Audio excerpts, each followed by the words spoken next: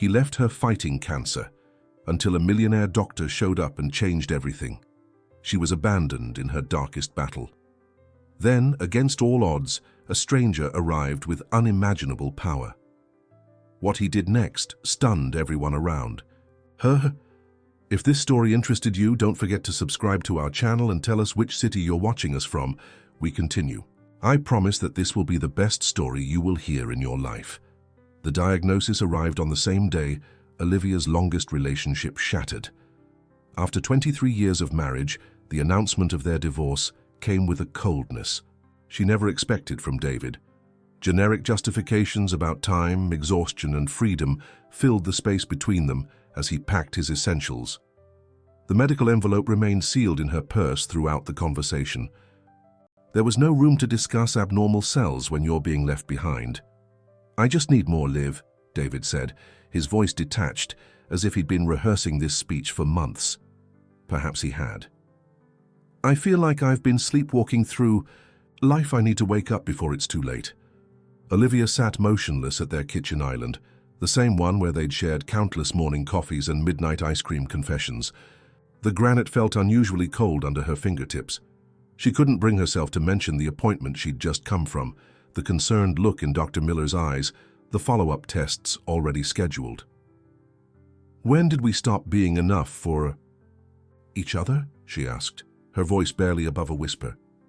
David avoided her eyes. "I don't know, but I can't ignore it anymore. Jessica and I..." "Jessica?" The name landed like a slap. Jessica from his marketing department, 15 years younger, always laughing at company events. "It just happened, Liv. I wasn't looking for it." 3 weeks later, Olivia sat alone in another sterile waiting room. The diagnosis was confirmed: stage 3 breast cancer, aggressive, requiring immediate treatment. She scrolled through her phone, pausing at David's Instagram page. He'd already made things public with Jessica. Their smiling faces glowed from a beach somewhere. Comments congratulated them. David looked happier than she'd seen him in years. Her phone buzzed with a text from her sister in Phoenix. "How did the tests go?" Olivia's fingers hovered over the screen. She wasn't ready to say it out loud, to make it real for anyone else. Instead, she replied, "Still waiting, I'll call you later." Another lie in a growing collection. The first rounds of treatment drained her. Working remotely as a graphic designer allowed Olivia to maintain the illusion of normalcy in client emails, but her body betrayed her daily. Hair began falling out in clumps. Appetite vanished. Sleep became a luxury she couldn't afford between the nausea and the thoughts that circled like vultures in the darkness. Her oncologist referred her to a specialist at Boston Medical Center, known for his innovative approaches to cases like hers. "Dr. Nathan Edwards is the best in his field," she was told. "You'll be in good hands." The transfer of medical files felt like passing her story to a stranger, someone who would know the intimate details of her failing body before ever seeing her face. When the appointment day arrived, Olivia dressed carefully in clothes that hung looser than they had a month ago. She applied minimal makeup, more as armor than enhancement. The new hospital wing gleamed with modern efficiency: chrome, glass, soft music piped through hidden speakers. She checked in at the reception desk, where a young woman with kind eyes handed her a tablet of forms to fill out. "Emergency contact?" the form prompted. Olivia hesitated. Not David, certainly. Her sister lived too far away. Friends had been scarce since the diagnosis. She'd pushed them away with cancelled plans and vague excuses. She settled on her neighbor, Mrs. Castillo, who walked her dog when treatments left Olivia too exhausted. Dr. Edwards was nothing like she expected. Tall with prematurely silver hair and eyes that seemed to actually see her, not just her chart. His office had plants, real ones, and framed children's drawings alongside his medical credentials. "Ms. Wilson," he said, extending his hand. "I'm Nathan Edwards." "It's still Mrs.," she corrected automatically, then flushed. "I mean, it legally is for now." Something in his expression shifted slightly. Recognition, perhaps. "I've reviewed your file thoroughly. You've been through quite a lot in a short time." "Have I?" "It feels eternal," she said, surprised by her own candor. The conversation that followed was different from her previous medical appointments. Dr. Edwards spoke without rushing, explaining options while watching her reactions. When tears suddenly escaped, embarrassing her, he simply passed a box of tissues without commenting or looking away. "The treatment plan will be aggressive," he explained. "But so is your cancer, and from what I see, you're stronger than both." "How can you possibly know that?" Olivia asked. "Because you're here alone, but you're still asking the right questions. That tells me everything I need to know." He offered a smile that reached his eyes. "We're going to see this through together." Something in his assurance made her believe him, even as reality told her that doctors said these things to every patient. It was just part of the script. As the appointment concluded, Dr. Edwards walked her to the scheduling desk himself. "Denise will set up your treatment schedule. I'd like to see you twice weekly initially." Denise, a coordinator with an efficient manner, began typing. "First availability is 3 weeks out, unfortunately. Move my Thursday research block," Dr. Edwards interrupted. "Ms. Wilson needs to start immediately." Denise's eyebrows raised slightly, but she nodded. "Of course, doctor." Outside, autumn painted Boston in shades of gold and amber. Olivia stood on the hospital steps, schedule in hand, uncertain where to go next. Her apartment would be empty, silent except for the occasional text alert, usually from her sister asking questions she couldn't answer truthfully. A coffee shop across the street beckoned with warmth and normality. Inside, while waiting for her tea, Olivia opened Instagram, against her better judgment. David's feed had updated again. Jessica glowing, her hand resting on a small but unmistakable baby bump. The caption read, "Some blessings can't wait. New beginnings. Baby on board." The world tilted slightly. A gentle touch on her arm steadied. "Praise, are you all right?" It was Dr. Edwards, a coffee cup in his free hand. Yes, just a moment of dizziness," she managed, quickly closing the app. "Thank you." He glanced at her untouched tea. "May I?" he asked, gesturing to the empty chair opposite her. Surprised, Olivia nodded. As he sat down, she noticed he wasn't wearing a wedding ring, though a faint tan line suggested he once had. "I often come here between appointments," he explained. "Best coffee near the hospital. Helps me reset before seeing the next patient." "Do you normally have tea with them too?" The question slipped out before she could filter it. His laugh was unexpected and genuine. "No, actually, I don't. This is unusual." "I make people do unusual things," she said dryly. "Like my husband. He unusually left me for his coworker the day I found out I have cancer." Dr. Edwards' coffee cup paused midway to his mouth. "The same day?" "The same day. I never told him about the diagnosis. He was too busy explaining his need for freedom and youth and other midlife crisis cliches. Now they're having a baby." She gestured vaguely at her phone. "I just found out via Instagram. Modern breakups are so civilized." His expression remained professional, but his eyes held something unreadable. "I'm very sorry. That's an extraordinary burden to carry alone." The treatment center became Olivia's second home over the following weeks. Unlike the cold, clinical atmosphere of her previous hospital, Dr. Edwards' wing seemed designed to preserve humanity amid medical necessity. Small touches, soft lighting, artwork on the ceilings for patients to view during infusions, volunteers offering hand massages, made the unbearable slightly more manageable. Despite the unexpected tea encounter, Dr. Edwards maintained strict professionalism during her appointments. Yet Olivia noticed subtle differences in his manner. A handmade Afghan appeared across her lap during one particularly difficult session. His questions extended beyond physical symptoms to her sleep patterns, nutrition, and emotional state. When she mentioned working through treatment, he frowned slightly. "Your body needs rest to heal," he said. "Consider reducing your workload." "Work keeps me sane," she replied, "and pays the medical bills my insurance doesn't cover." He nodded, making a note in her file.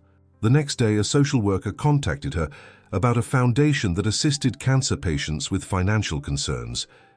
Coincidence, perhaps?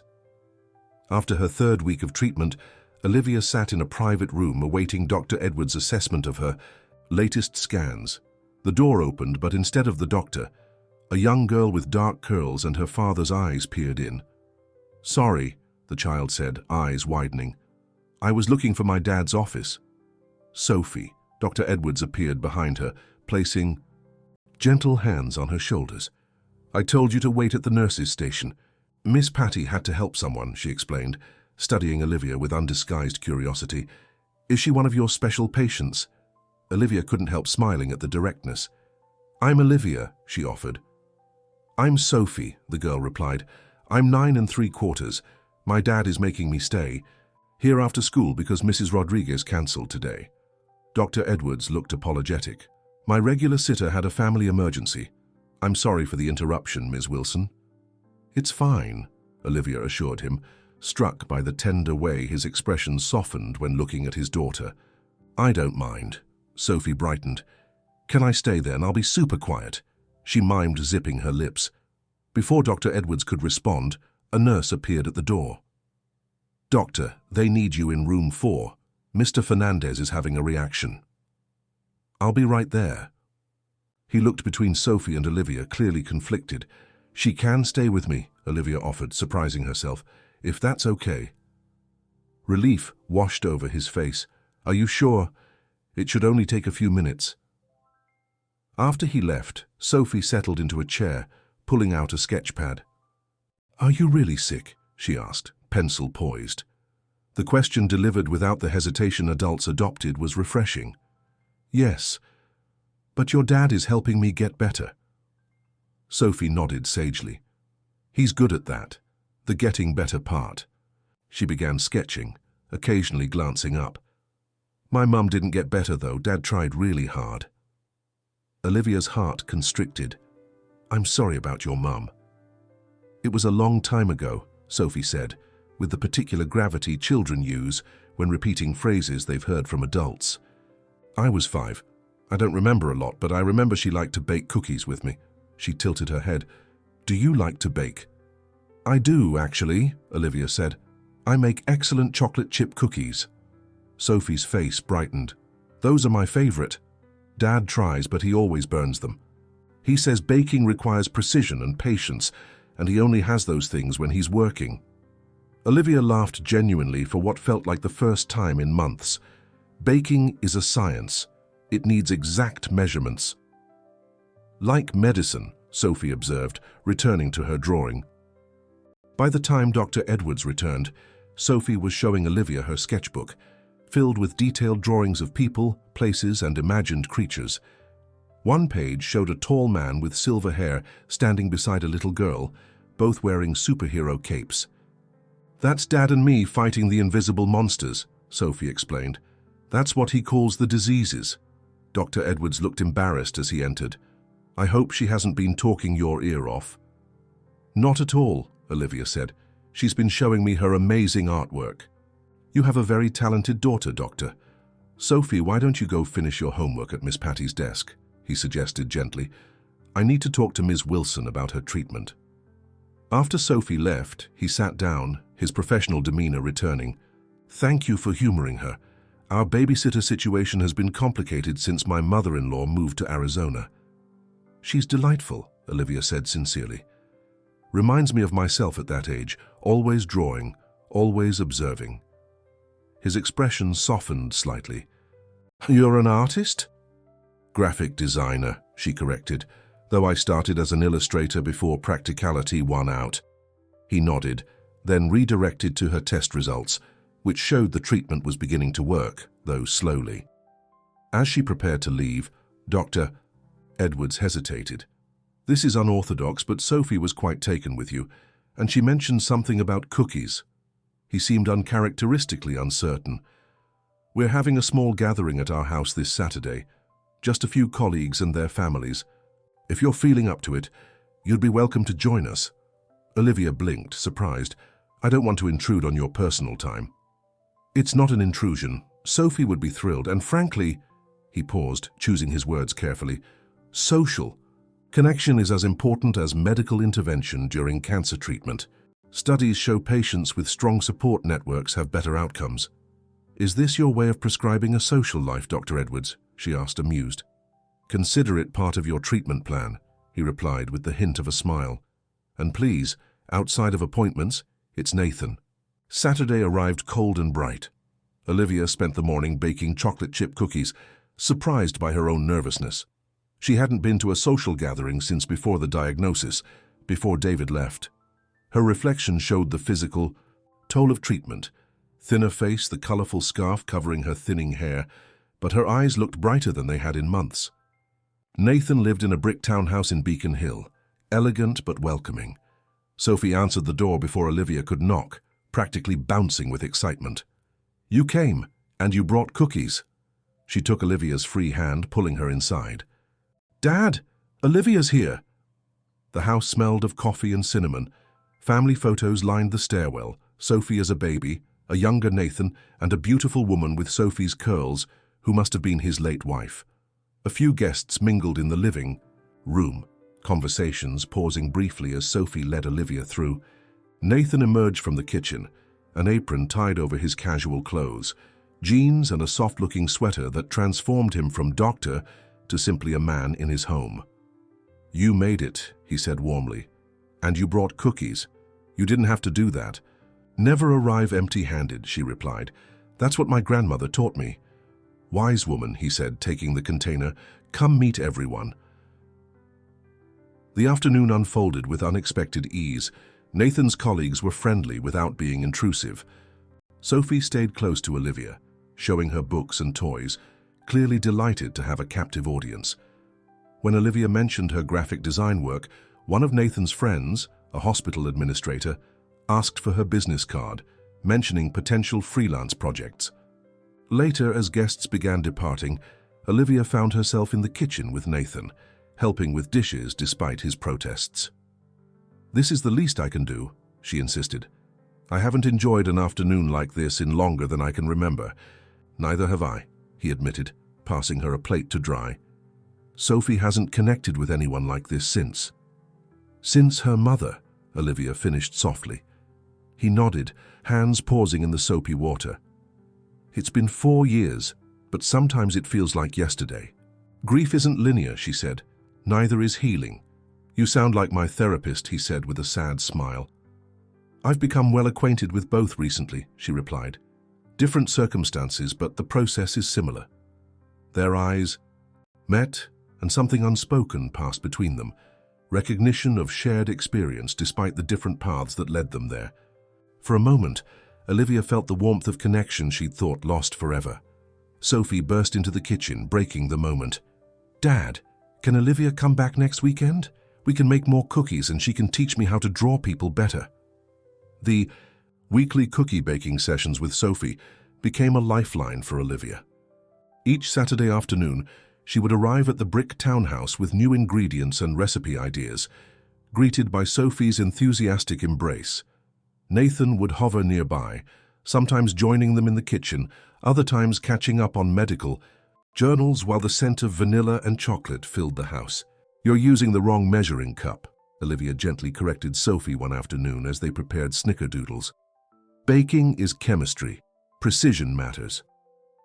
"That's what Dad always says about medicine," Sophie replied, carefully leveling the flour with a knife as Olivia had taught her. From his position at the kitchen island, laptop open but largely ignored, Nathan smiled. The patient is clearly becoming the teacher. These moments of domestic normalcy felt both foreign and deeply familiar to Olivia. The casual banter, the shared glances with Nathan over Sophie's head when she said something particularly wise beyond her years, the way both father and daughter had begun anticipating her preferences. Tea with honey, not sugar, oatmeal cookies without raisins, classical music while baking. One Saturday in late November, Olivia arrived to find Sophie waiting with unusual solemnity. "We got a dog," she announced, before Olivia could even remove her coat. "A dog," Olivia repeated, glancing around for evidence of the new addition. "He's hiding under Dad's bed," Sophie explained. "He's scared because he came from the shelter and doesn't know if we're keeping him forever." Nathan appeared, looking slightly frazzled. "I was going to mention that we had a new development. Sophie's been asking for a dog for years, and yesterday we passed the shelter's adoption event in the park."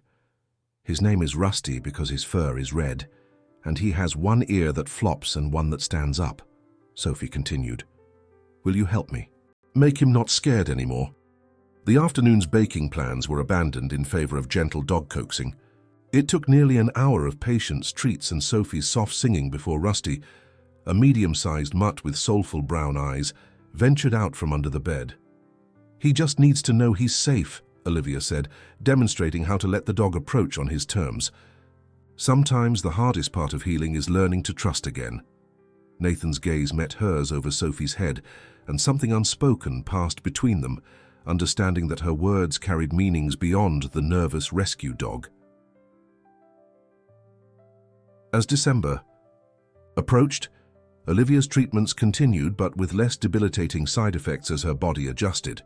Her hair had begun falling out completely, and one Friday evening, she finally decided to shave the remaining patches. Standing before the bathroom mirror, electric razor in hand, she froze. Overwhelmed. The doorbell rang unexpectedly. Through the peephole, she was startled to see Nathan and Sophie, Rusty on a leash between them. We were walking, Rusty, and thought you might like some company, Nathan explained when she opened the door, then paused, noticing the razor in her hand. I'm sorry, we're interrupting something. No, it's... Olivia hesitated. Actually, yes, I was about to shave my head, but I can't seem to make the first cut. Sophie looked at her thoughtfully. When I was scared to jump off the diving board, Dad said sometimes we need someone to hold our hand until we're brave enough. Nathan shot his daughter a look of mingled pride and embarrassment. Sophie has a gift for cutting to the heart of matters. Would you help me? Olivia asked softly, the question directed at both of them. That was how Olivia found herself sitting on a kitchen chair draped with a towel, Sophie solemnly handing tools to Nathan as he gently removed the last of her hair. His touch was careful, clinical yet tender, and she closed her eyes against unexpected tears. Almost done, he murmured, his voice close to her ear. You're doing great. Afterwards, Sophie presented Olivia with a brightly patterned scarf. I picked this out last week. Dad said the blue brings out your eyes. Nathan's cheeks colored slightly. I might have mentioned that. Later, after Sophie had gone to bed, Olivia and Nathan sat in his living room, mugs of tea warming their hands. Rusty lay at Olivia's feet as if he'd known her forever. Thank you, she said. For tonight. For everything these past months. I've done very little outside of my professional obligations, he replied. We both know that's not true, she said softly. The moment stretched between them, filled with unspoken possibilities. Nathan set down his mug and moved to sit beside her on the sofa, close enough that she could feel the warmth radiating from him. Olivia, he began, his voice lower than usual, I need to be clear about something.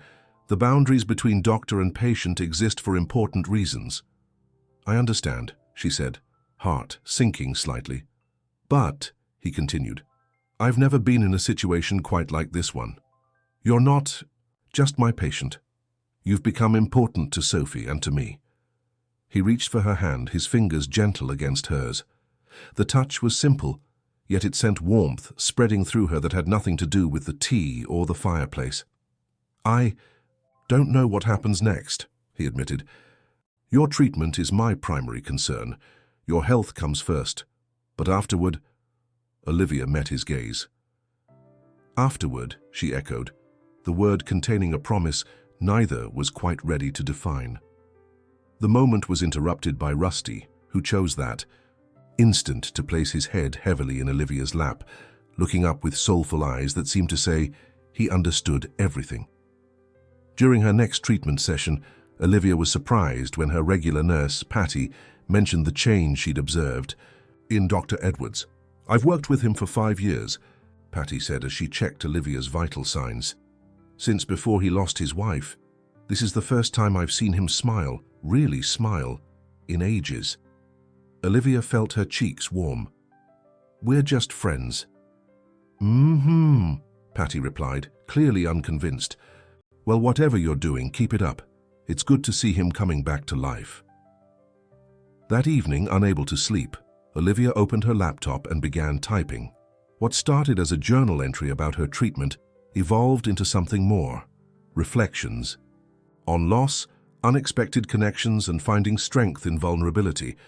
On impulse, she created a blog and posted the entry anonymously, titled "The Unexpected Gifts of Cancer." To her surprise, comments appeared within days. Other patients, sharing similar experiences, expressing gratitude for her honesty. The virtual community became another thread in the tapestry of support she was gradually weaving around herself. One commenter in particular, a woman named Rachel, who was just beginning her cancer journey, reached out privately. "Your words made me feel less alone. I almost gave up after my first treatment, but reading about your experience gave me courage to continue." The blog grew, becoming a space where Olivia processed her experiences, both medical and emotional. She wrote about Rusty's gradual transformation from fearful shelter dog to confident companion. She described Sophie's baking triumphs and artistic development. She carefully anonymized Nathan, referring to him only as the doctor, but her descriptions of their evolving connection resonated with readers who left encouraging comments. As Christmas approached, Olivia received an unexpected email from David. Seeing his name in her inbox sent a jolt through her system, familiar yet distant, like recognizing a street from childhood. "Liv," he wrote, "I've been thinking about you. Jessica and I are having some difficulties. I miss our conversations, our history. Could we meet for coffee? Just to talk." She stared at the screen, waiting for the flood of emotions: anger, hurt, vindication. Instead, she felt a curious emptiness where pain had once lived, like discovering an old wound had healed without her noticing. Before she could respond, another email arrived, this one from her oncologist at Boston Medical, confirming her pre-Christmas scan appointment. The timing struck her as significant, these two messages arriving simultaneously, her past and her present colliding in her inbox. The scan results came back inconclusive. "There's an area we need to monitor more closely," Dr. Edwards explained during her appointment, his professional demeanor firmly in place. "It could be scar tissue from the treatment response, but we need to be certain." Fear, which had receded to a manageable background hum, surged forward again. Olivia nodded mechanically, processing the information while part of her mind retreated, protecting itself from potential devastation. That evening, her doorbell rang. Nathan stood there, no longer in his white coat, but in a wool peacoat, dusted, with snowflakes, looking uncertain. "I hope it's not inappropriate for me to be here," he said, "but I couldn't stop thinking about how you received today's news. I know from experience that waiting and uncertainty can be harder than definitive answers, even bad ones." Olivia stepped back, inviting him in. "Where's Sophie?" "With my sister for the night," he replied, unwinding his scarf. "I told her I had an errand to run." "Is that what I am? An errand?" The question came out more vulnerably than she intended. Nathan's expression softened. "No, Olivia. You're the reason I can't focus on anything else tonight. I'm here as Nathan, not as Dr. Edwards. If you'd prefer professional distance, I'll respect that, but I thought you might not want to be alone right now." They sat together on Olivia's sofa, takeout containers from her favorite Thai restaurant scattered on the coffee table between them. The conversation flowed easily, deliberately avoiding medical topics in favor of childhood memories, favorite books, and travel dreams. Nathan described a summer spent backpacking through Europe before medical school. Olivia shared stories about her brief stint as an artist in New York before practicality led her to graphic design. "I've been reading your blog," Nathan admitted suddenly, setting down his water glass. Olivia froze. "My blog? How did you—" "Sophie," he explained with a rueful smile. "She saw it open on your laptop during one of your baking sessions. She mentioned Olivia's special diary that other people can read. It wasn't difficult to find after that." Heat crept into Olivia's cheeks. "I never named you or Sophie." "No, but the doctor and the wise beyond her years daughter were fairly recognizable," he said, his tone gentle rather than accusatory. "Your writing is beautiful, Olivia, raw and honest. It's helping people." "It started as therapy for me," she explained. a way to process everything. Then people began responding and it became something more. The post about finding unexpected connections in the middle of loss. He hesitated. Was that about us? Instead of answering directly, Olivia reached for his hand. Nathan, I'm terrified of what these new scan results might mean, but I'm equally terrified of whatever is happening between us. His fingers tightened around hers. Why? Because I've already experienced one devastating loss this year. I don't know if I can risk another. Her voice trembled slightly. And Sophie, she's already lost her mother. If she gets attached to me and then I... Don't, Nathan interrupted, his voice firm but tender. We can't live our lives in fear of what might happen. I've done that for 4 years since Claire died, and it's no way to live. He moved closer, his free hand gently touching her cheek. I can't promise what the scan will show. I can't guarantee any particular outcome, but I can promise you won't face it alone.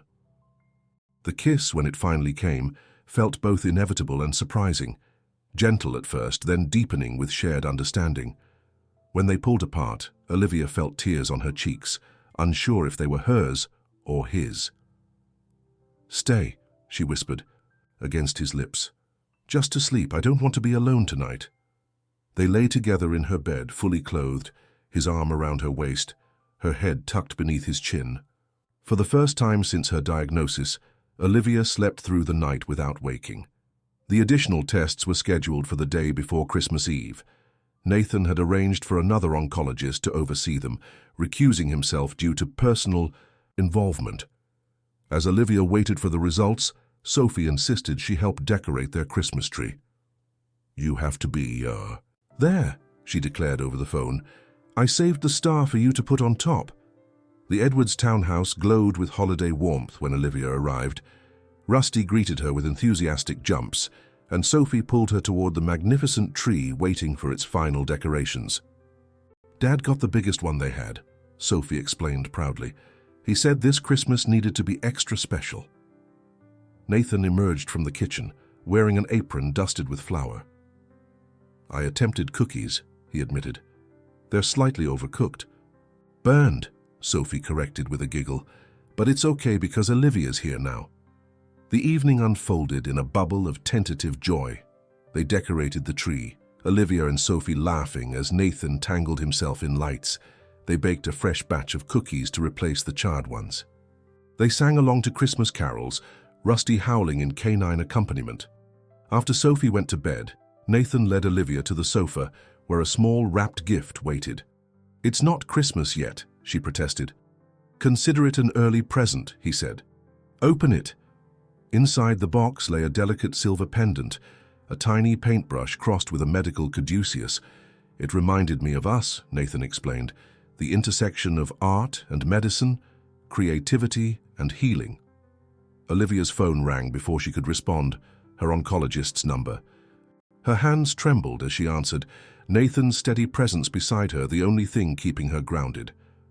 Ms. Wilson, Dr. Abernathy's voice came through clearly. I have your results.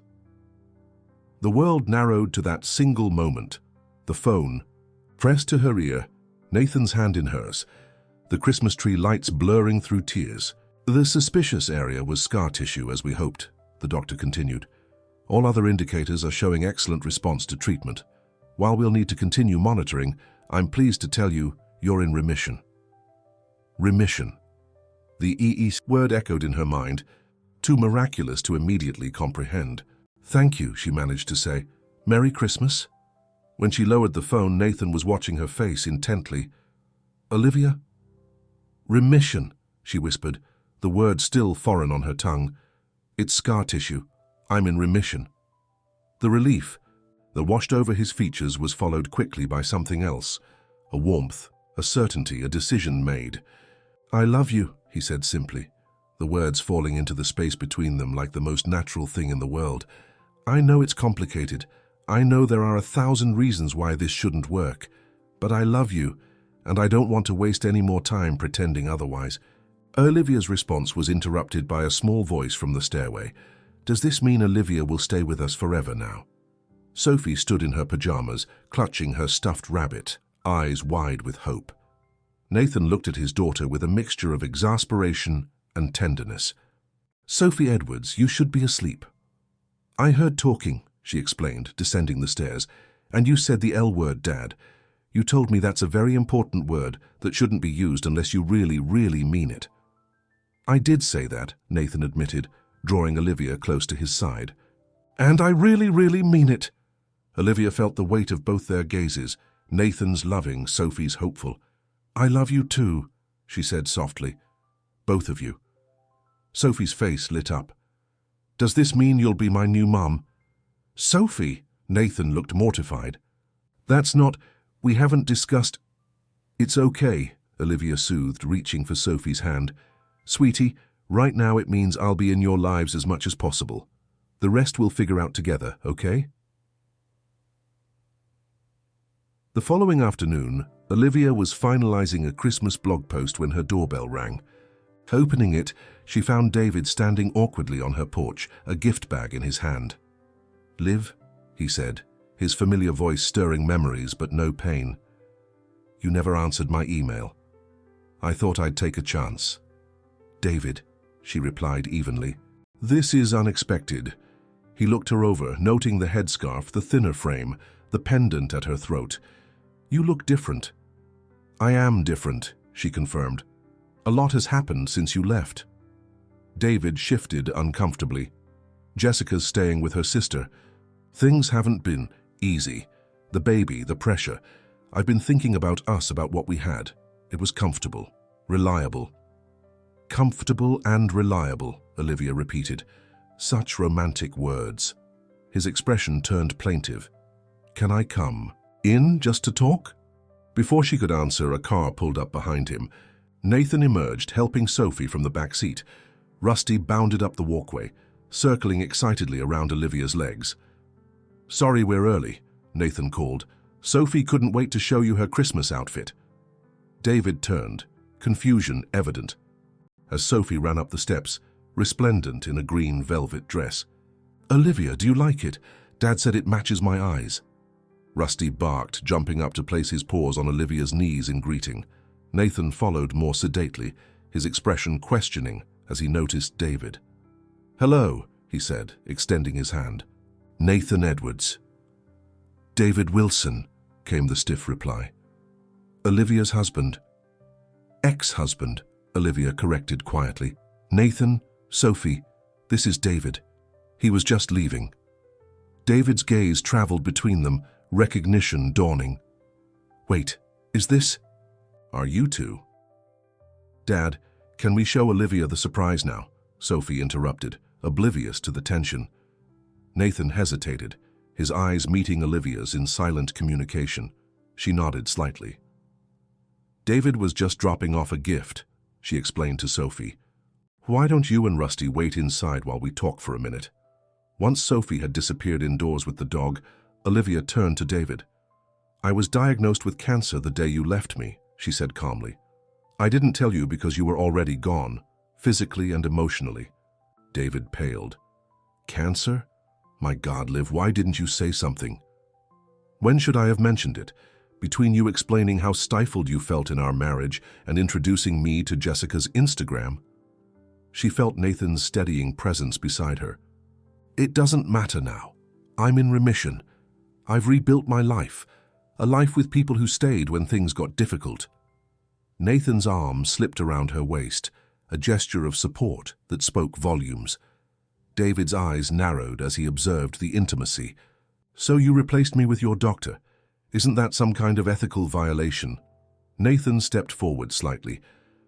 "Mr. Wilson, I understand this is a difficult situation, but I suggest you consider what Olivia has been through before making accusations." David's shoulders slumped slightly. "I just wanted to talk, Liv, to see if there was anything left to salvage." "There isn't," she said gently. "Not because I'm angry or bitter, but because we've both moved on to different lives. You have Jessica and the baby. I have," she glanced at Nathan, "a future I never expected." After David left, Olivia found Sophie sitting with Rusty on the living room floor, a large gift box beside her. "Can I show her now, Dad?" she asked eagerly. Nathan nodded, looking slightly nervous. "Go ahead." Sophie pushed the box toward Olivia. "Open it. It's from both of us." Inside lay a set of professional-grade illustration materials, pens, markers, watercolors, and a leather-bound sketchbook. The first page contained a note in Nathan's handwriting. "For the stories yet to be told." "There's something else," Nathan said softly, reaching into his pocket. He withdrew a small box and knelt before her. "This isn't because of the remission news or the holidays or any external factor. It's because I can't imagine my future, our future, without you in it." Inside nestled a simple diamond ring. "I'm not asking you to be Sophie's mother," he clarified. "She already has one, even if she's no longer with us. I'm asking if you'll be my wife, my partner, and whatever role evolves naturally with Sophie." "Say yes," Sophie urged, bouncing on her toes. "Please, please, please." Olivia looked between them, this unexpected family that had found her when she was most alone, and felt a certainty she'd never known before. "Yes," she said simply. "To all of it." 6 months later, they married in the garden behind their new home, a Victorian with enough space for Nathan's medical books, Olivia's art studio, Sophie's growing collection of pets. Rusty had been joined by 2 rescue cats, and room for whatever the future might bring. David attended with Jessica and their infant son, a gesture of closure that felt appropriate. The brief interaction was cordial, without regret or tension. What once would have devastated Olivia now barely registered emotionally. She had moved forward into a life far richer than the one that had been disrupted. Her blog had grown into a community of cancer survivors and caregivers, spawning support groups and eventually a book deal. Nathan had reduced his clinical hours to focus on research, working to develop less invasive treatment protocols inspired by Olivia's experience. The morning sickness caught Olivia by surprise 3 months after the wedding. The possibility seemed so remote that she'd dismissed the early symptoms as lingering effects of treatment. When the pregnancy test showed positive, she stared in disbelief before showing Nathan. "How?" she whispered. "They said the treatment would likely make this impossible." Nathan, the medical expert, looked as stunned as she felt. "Medically unlikely doesn't mean impossible," he said finally, joy breaking through his professional reserve. "Sometimes the body heals in ways science can't fully explain." Sophie's reaction to the news was pure excitement. "I knew it," she exclaimed. "I asked Santa for a little sister for Christmas." "It might be a brother," Nathan pointed out gently. Sophie shook her head with absolute certainty. "It's a sister. I already started drawing pictures of us." One evening, as Olivia felt the first butterfly movements of the baby, she opened her laptop to update her blog. The community that had supported her through treatment now shared in the miracle of new life. As she typed, she thought about the email that had arrived that morning, a photo from David and Jessica, their son's first birthday celebration. She had wished them well without a trace of resentment. The post she wrote that night became the epilogue of her book.